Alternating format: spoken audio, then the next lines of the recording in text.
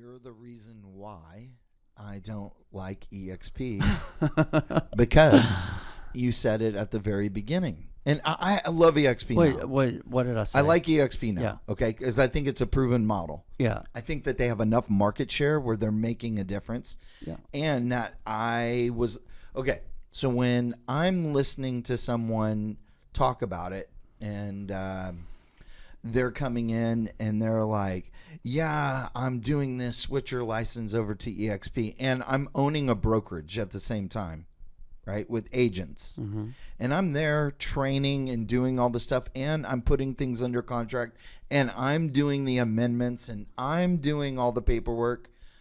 And then I hear somebody is with EXP and they're recruiting for EXP and they don't do any of the stuff that an agent would do. I think, oh, this is destined to fail. Mm-hmm. Okay. But you figured it out. Well, it's Amazon. I agree. It's Amazon for real estate. Look, I was wrong. Yeah, I mean, clearly I was wrong. I was on the wrong side of history on this deal. And I took a beating, right? Whenever I first announced it and was marketing it, I got pounded. I got pounded. And most times I just didn't respond. I'm like, I didn't know for sure, but I'm like, I did enough research. I knew what the vision of the company was. I knew the fundamentals. I bought it. I'm like, this is gonna be Amazon, and I believe it's gonna be. So, and it's not too late to change your mind. Not too late to change your mind because my mind about what? I've already changed my mind. Well, I think EXP is good. No, about maybe coming on and having a role in it because we're like at 60,000. I mean, the goal now is 1 million agents. Okay. I have agents now in Spain. Oh, so talk about then real quick. Other countries now. That's crazy. Yeah.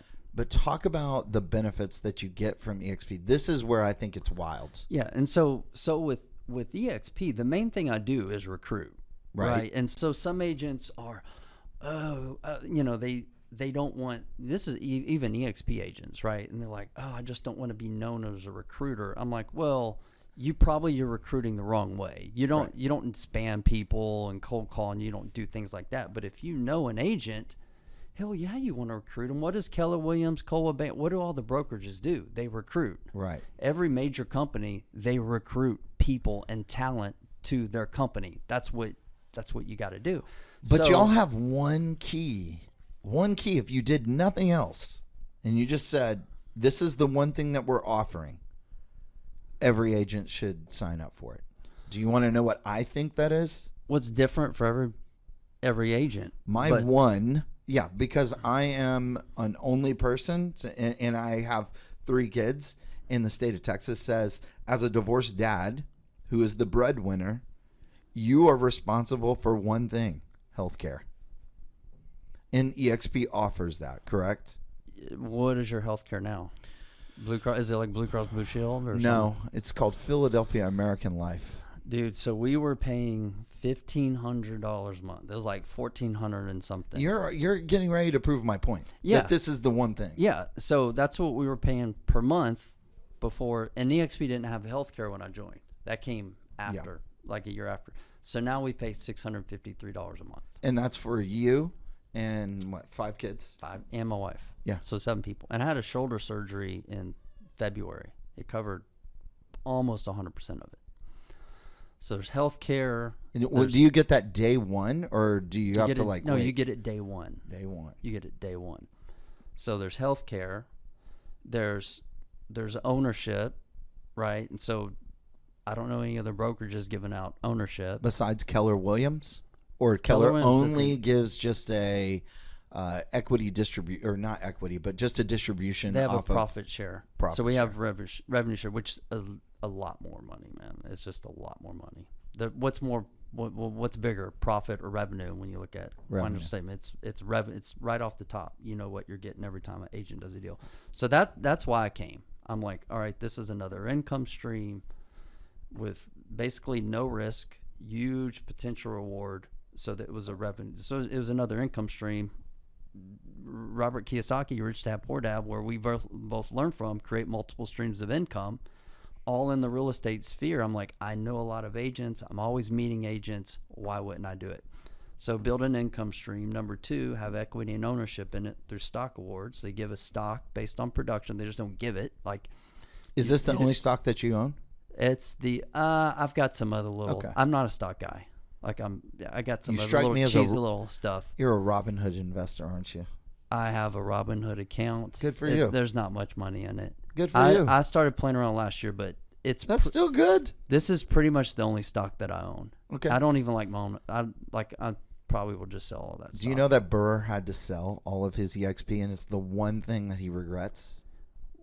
Oh, well, can you want to know? I don't why? know. Should you share why he had to sell it? Yeah, I didn't know that. Yeah. So Burr did a investment deal. He lent on a deal, and he was waiting on a payoff to come in, and that payoff kept getting strung along, and he needed to fund this guy's repair draw. So he sold his EXP. Wow, dude, where was it at when he sold it? Oh, this was like, I think it was like at, like 42 or something. It was, This was after the split and after it had gone down. And now EXP is, it's soaring No, it's back. still around that though. It's in the 40s, yeah. Damn, but dude, it skyrocketed to 160, something like that. I think it was 110. No, it was a lot higher. And then it did the split. No, Y'all did the split when it was 160, 170. So they can we'll fact check it later. Yes, but well, trust me, it was up there. Yes, there was a lot of people that were shorting EXP. Sure. Right, and so it was driving the stock up because there wasn't enough float. Yeah. So now unfortunately, I did the pandemic Robinhood thing where I became a stock expert. Yeah. But I only chased the GameStop, which paid for like the down payment on my swimming pool. Yeah. So that was great. You build pools now, right? Yeah, I build pools. Okay. Yeah, I'm loving it. It's great. It's the biggest problem with swimming pools is you can't get parts. Like I've got like 4 the equipment parts or all of you know, I have a whole IntelliCenter that's on my pool. So that box communicates directly to my phone, which then connects directly to the filter, to the pump, to everything. But right now I'm running a used 1 horsepower pump, and I've got a sand filter, like a big commercial grade sand filter, which is supposed to be really good because you can use those for 5 years. I'm just learning all this shit. But I've got everything wired at my house. I'm just waiting on my personal IntelliCenter to come in so I can connect it all and all my pumps. And it does your little Dolphin or your Polaris or whatever. It works all that. But nothing will work until I have that in. I mean, I've got it's like everything now. My pool is running, but it doesn't run like it doesn't have the lights. It doesn't have a heater. I don't have any of that. And so frustrating, man. Yeah. So I just put I've got 3 pools that are getting ready to be built. I'm doing one but the main thing that I've done is just changed my business model to going straight custom. And then I went and bought Burr and I just bought this big lot in the middle of the Heights on the opposite side. Y'all, Brant and I, we did this video a long time ago on YouTube. We bought the first house ever that I did in Brooksmith. I partnered with him on it. We sold it. We bought it for, I think 80, 75. Something like that. From 75. From Dinker? From Will Denker. Yeah. The human stinker, the great Will Denker. Yeah. So we bought it from Will. Will had it under contract for 50. He had both houses. Both houses. Yeah. And then I sold the other one to the Arnett's. And then you and I did the deal. And I think we sold ours for like 172. Yeah, we did okay. It was like 28,000 maybe. Yeah, back then. I hate the Heights. I hate your worst deal ever was in the Heights? I hate the Heights, man. I really do. Why? I hate it. And I my tried whole telling living you that it wasn't for me. Like I'm anti-custom. Like, I want Walmart. E- I want to paint everything beige. Like, I don't want to decide on countertops Yeah. or light fixtures Yeah. or anything. Yeah. I would always Like, go around why and would say, we, if the last house sold quickly, why would we do the next house different? You do everything the same. And now we have two colors, you know, like beige and a new gray. You know, those are two colors. But yeah, I just a grayish. Yeah, and that's Yeah. it. Yeah, that's even better, which we do sometimes.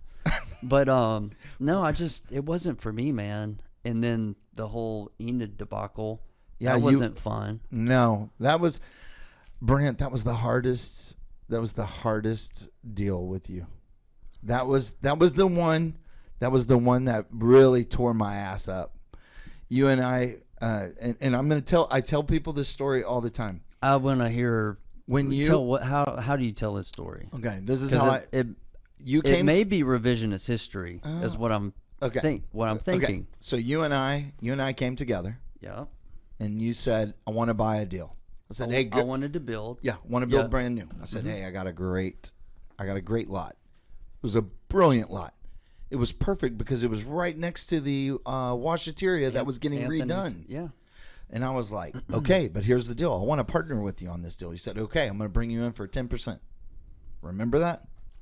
Keep going. It was 10%. Keep going. So I had to go, and you brought another guy with you. I guess this guy had like some bank relationship or something that you thought he was going to be bringing to the table. Mm-hmm. And I was supposed to get us all the plans and stuff like that. And at that time, David Weekley was building right down the street. Mm-hmm. And you saw this little 3-story townhome model, and you were like, oh, this is what I want. And so we went off to go do that. I show up there with me, you, this guy, I don't even know what his name is, Atkins, and Ludi. Crazy Ludi. Oh, God. And so in the middle of the deal, while we're in Ludi's office and she's going to go print something out, you say, or the guy says to you, he says, so what is he here for? And you said, oh, he's here for design. And he goes, well, isn't that what we're here doing now? Like, what's the purpose? Then maybe like, I don't know, 3 hours later, I get this text from you. It's like, hey, we're changing the deal. And this is what it changed to. Instead of 10% a house, we're going to pay you $2,500 for design. You design everything. I need a list of every SKU number that you're going to use and all that stuff. That's the email. Okay, you're leaving out one Okay. really big important part. So what happened was I brought my partner in because a good friend of mine, David, because I needed like help possibly on financial side, right? Because it was a big deal, right? And I was nervous, and so I trusted David.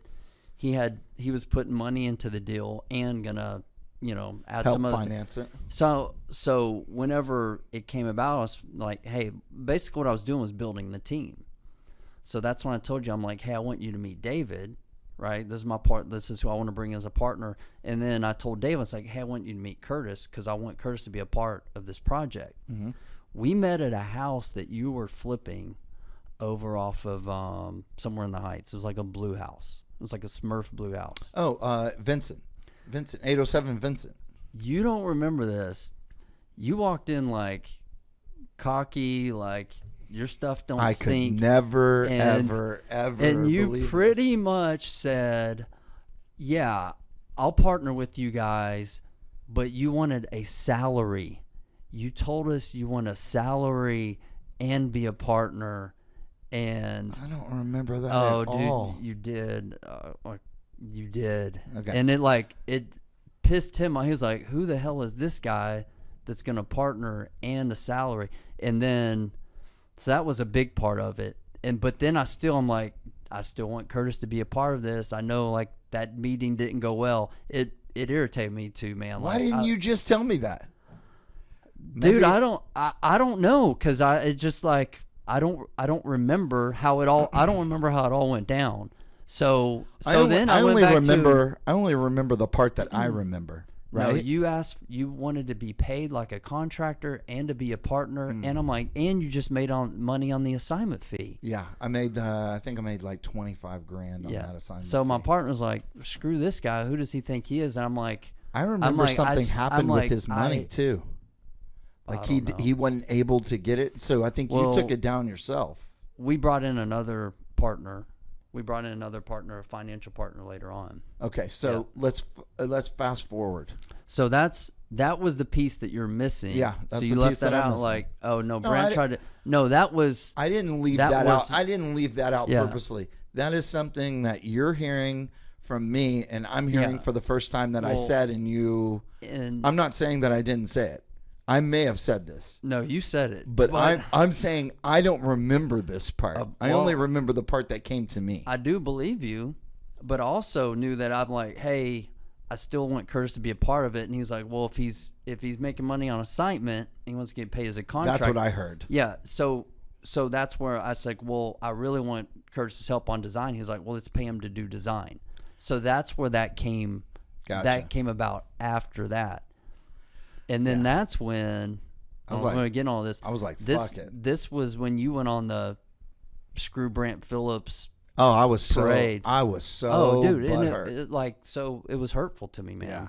Like you said mean things, and I'm like, I don't need this dude in my life, and you cut me out. I blocked you, and I'm like, I'm moving on, and then but that's why I was irritated, because I wanted you to be a part of the deal, because I know my weaknesses. I knew I sucked at that thing. Okay, well, I knew that. Well, then I'm glad that you came here so that we could squash it. Yeah.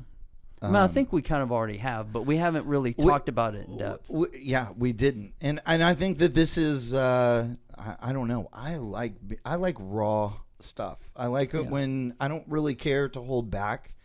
I tell people all the time, the last 2 years of my life, I had a horrible relationship with my daughter. Not my doing. You're the one who's junior? No, the one that's in college. Oh, okay. Her senior year and her freshman year was almost non-existent communication. It was like I shouldn't even breathe. Was it like that in middle school also?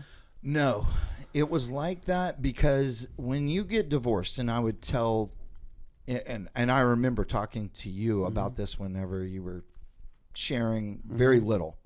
I remember trying to be your best friend, and you were like, I don't have best friends. So I remember going through this. And Atkins was a best friend for a long time. He was a pretty good friend. Atkins he was a good friend. Atkins, man, that dude, I feel like that guy could have been anything he wanted to in real estate. I don't get it. He's in law school now. I'm going to just tell you, the guy is a great speaker. Like, he's great. He's incredibly smart. Yeah. I'm not a big friend guy, though. Like, I see you guys doing something like every night. Burr is like Burr's my spiritual animal. I mean, he I have FOMO with Burr. Yeah. I mean, when he's involved, but there's people that come along, and they just you just click immediately. Yeah. Like we went out for my birthday on Saturday night, and dude shows up, and it was just nonstop laughter almost the whole night. But I don't know. There are times when my ass gets chapped at Burr, and I have to like say some shit, or he'll turn around and say something back. But I mean, I don't know. It's more like I guess for me, my biggest downfall is whenever I invest into people emotionally, I don't have family. So my family is my friends. Yeah. Those are my people who I'm close with. And if I get dogged, then there was a part of my life, i.e. that situation with you, where I just go and I will just destroy the bridge. And I will say, because I'm so insecure, I will say everything that I can about that person to destroy them. And it's become like, it was my biggest Achilles heel. It's what I've had to learn over this last couple of years. Yeah. Because my daughter, going back to this full circle, my daughter came to me this year at the beginning of the year, and she said, I believed my mom the whole time. Will you forgive me? Mm-hmm. I just kept being consistent with the, I love you. Hey, do you need anything? Yeah. You know, and she called me one day, and this is how it all came back together. She called me, and she was like, I've got this fucking health insurance, and you're fucking cheap, and blah, blah, blah. And I was just like, listen, I'm going to tell you right now, you haven't been a part of my life for 2 years. You do not get a chance to call me up. You don't get to yell at me. I will hang up on you right now because you have not invested anything into this relationship other than sow seeds of resentment. Mm-hmm. And we went at it. And after that, it was, this is all the things you've done. And then I just kept saying, you're right. I did those things. And I can't take it back.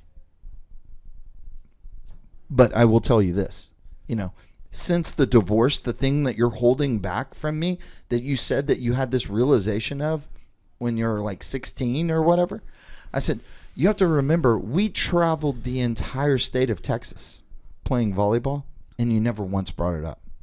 Never once. You had plenty of time. We have laughters, we have videos, we have selfies, all that stuff. You never brought it up. But here we are today.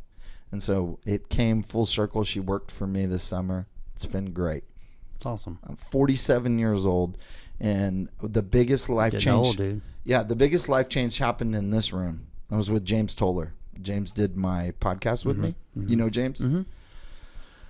And James was like, when I die, I want to have like all these people be like, James helped me get to heaven. Yeah. You know, and he's like, I want a bunch of people to be at my funeral. And I said, James, I don't know how many people are going to be at my funeral. I got to change. So I created, you know, this is part of the reason we're doing this podcast. I want to leave a legacy behind of helping other people, not just learn how to do real estate, but learn how real estate hacks your life. And you can have these amazing, you can have amazing relationship with your wife. You can have great relationship with your kids. You don't have to work and become Grant Cardone or Donald Trump. Yeah. You don't even have to be Brant Phillips. You can just be the best you. Yeah. You know, I don't know. What would you want to leave people with today? Dude, I think it's just, I want to touch on what you just shared, man. It's what, you know, call have it all lifestyle. Like you can have it all, and you can have it all today. It doesn't mean that you have to have $1 million or whatever cash sitting in your bank account. It doesn't mean that you have to have a great marriage today, or, you know, or great relationships with your kids today. But you can start working today and have it, right? Like you can sow those seeds today. You know, this is what I did when I was doing all my breakthrough stuff. It was like, you can have it all and be spiritually connected in your relationships. Just means that you're sowing into those relationships daily, and they're not always reciprocating. That's okay. We still do what we're committed to do as, you know, husbands, fathers, leaders, you know, just friends, and we do the right thing. We sow into those relationships. I won't get too far on with kids, but I understand. So my daughter went through a little period of time where me and my wife were like, she doesn't want anything to do with us at all. Yeah. You know, it's like we made jokes. She's like a freaking cat. She sits in her room and comes out and just hisses every now and then and goes back up in her room. 13? Yeah. She just turned 14. Yeah. Ah. So this was all happening during the 13. The and 13 12? was a kind of a dark year. And we're like, oh, this is not. It's very tough. This is not fun. My 13-year-olds, I have two of them. My fiance has a 13-year-old, and we're coming out of it with the 13-year-old. Yeah. Man, it was tough. Yeah, a friend of mine, a mastermind, I should say friend, you know, his daughter just, he's mentioned this before, how bad the relationship is. Now his daughter has turned, and she's coming to work with him. He's like, I don't hate her anymore. He's like, we went through 10 years of, like, it was not good. But anyway, but to have it all lifestyle, you know, for people listening, like wherever you're at, it's figure out what you want in your life spiritually, like James mentioning what he wants in that part of his life, what you want your relationships to be like what you want with your friendships is different than what I want out of friendship. That's okay. Get clear on that, on our body, our fitness, and taking care of our body. And then our finances, like invest in those areas, daily, get clarity on it, take action on it. And that's how you have it all. And you may not have, hit all your goals today or anything like that, but over time, you're investing in all those areas every day, right? And so that's going to, ultimately, you keep investing in those areas, it's going to produce fruit.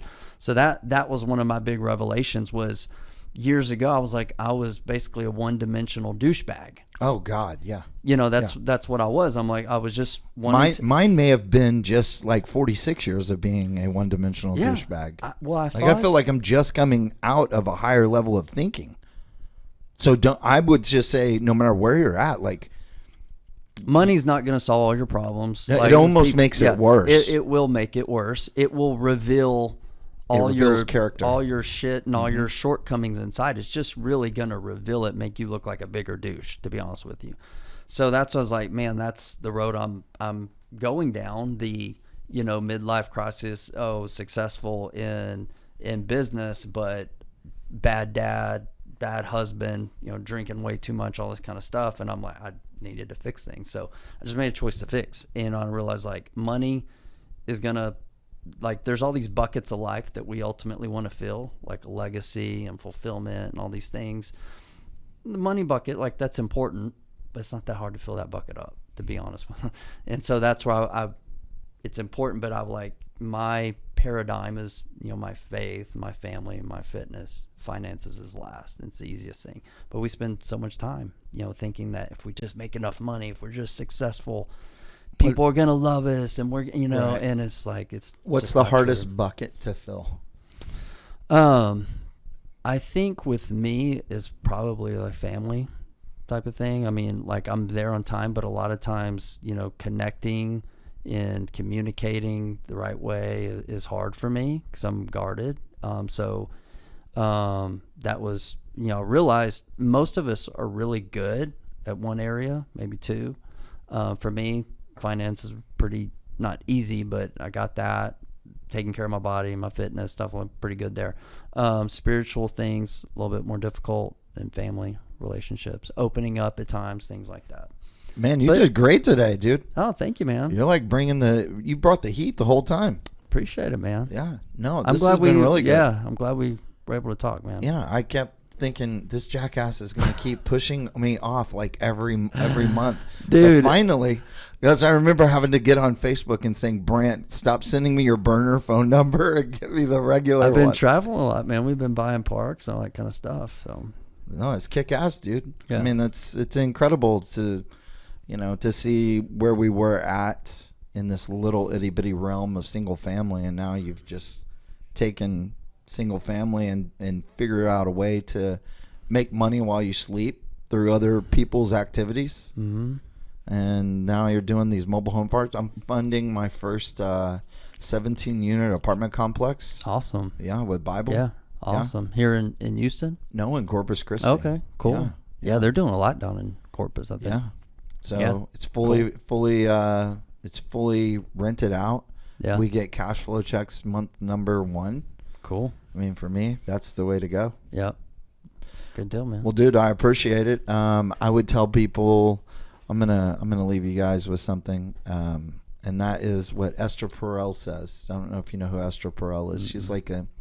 She's a leading marriage and family like relationship coach, mm-hmm. and she says that in life, that people will be married to three different people. And if you're lucky enough, those 3 different people will be the same person. You went through your wife, when she married you, was not the same person you are today. You had to go through that deep, ugly, nasty part in order for her to see the warrior that came out of that. Mm-hmm. And I think if you really want to know why your relationship sucks, why you're having poor sex, why your wife doesn't really want you or doesn't respect you, it's probably because you're not chasing dreams. She doesn't see you in your full manliness. I mean, how can a woman respect a guy that just goes home, sits behind a computer all day, works a boring job, then gets home, sits in the garage, watches sports? It doesn't say, hey, come fuck me. It says, hey, this guy doesn't really give a shit about life. He's already dead. Yeah. Dude, that's really powerful. I know you're trying to wrap it up. Man, but that hits home, man. That hits home. Like, basically, there's three things that most dudes, most people, they're not living. They're not. They're not living. They're not in the arena. They're not in. They're definitely not in the arena at all. And they're just. I mean, honestly, like they're wasting their life. I believe they're snipers. They just want to go and snipe people's joy. Yeah. Right? For sure, a lot of them. Yeah, but a lot of them. Oh man, I forget the quote, but he said something to the effect. He's like, most men live quiet lives of desperation, and they're just quiet and they're watching from the stand. Some of them aren't even sniping; they're just sitting there watching, and they're numbing themselves with, whether it be alcohol or drugs or just TV or food or whatever.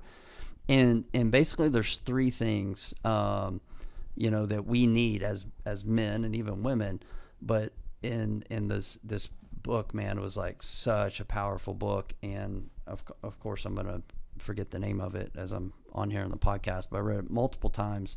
I'll remember it in just a second. But the premise is, like, we need three things in our life in order to be alive. Okay.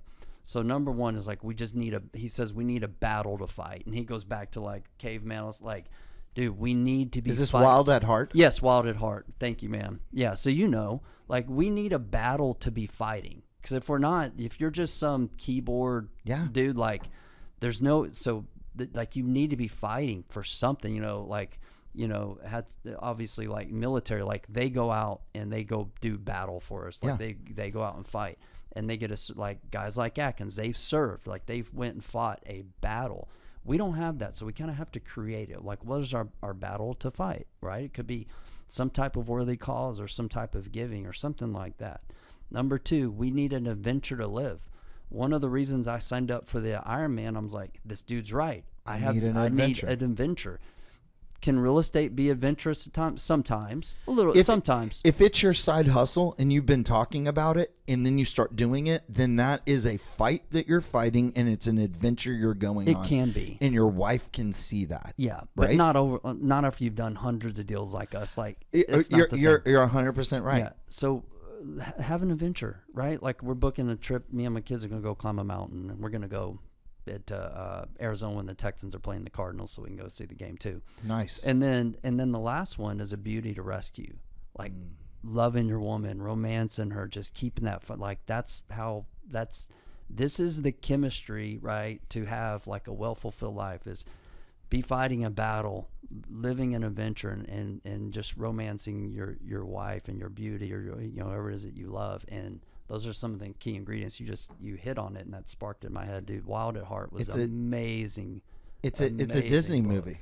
Yeah. When have you ever seen a Disney movie where the main character isn't in a tower or isn't somewhere, and the guy has to run through a gauntlet to go get her? That's the reason why when you do finally get the princess, it's not something where you're like, oh, I guess I can throw it away now because it's Sunday, so I'm just going to go sit here and destroy my relationship by watching football all single day long. You know, like, I don't know why you marry these women just to have them at home. Is it because you're just scared of being alone for, like, when you're sleeping? Yeah. I don't know. I mean, I don't know. I asked out a woman who was significantly much better looking than me for a reason, because I know me. I get bored and I love beauty. Mm-hmm. And I see her as a woman whose heart I want to attract constantly. Yeah. And so it forces me to be a better person. Sure. Right. But I didn't have that choice when I got married the first time. Yeah. And we didn't know what we don't know. Yeah. Or didn't know. And I mean, Yeah. I mean, anyway, yes. All right, guys. Well, big thanks to Brant. Thank you, brother, for coming. Thanks, bud. This is awesome. I can't wait to watch the replay and hear other people's thoughts about it. And then go build something today. Go fight a fight. Go get an adventure. Make love to your wife.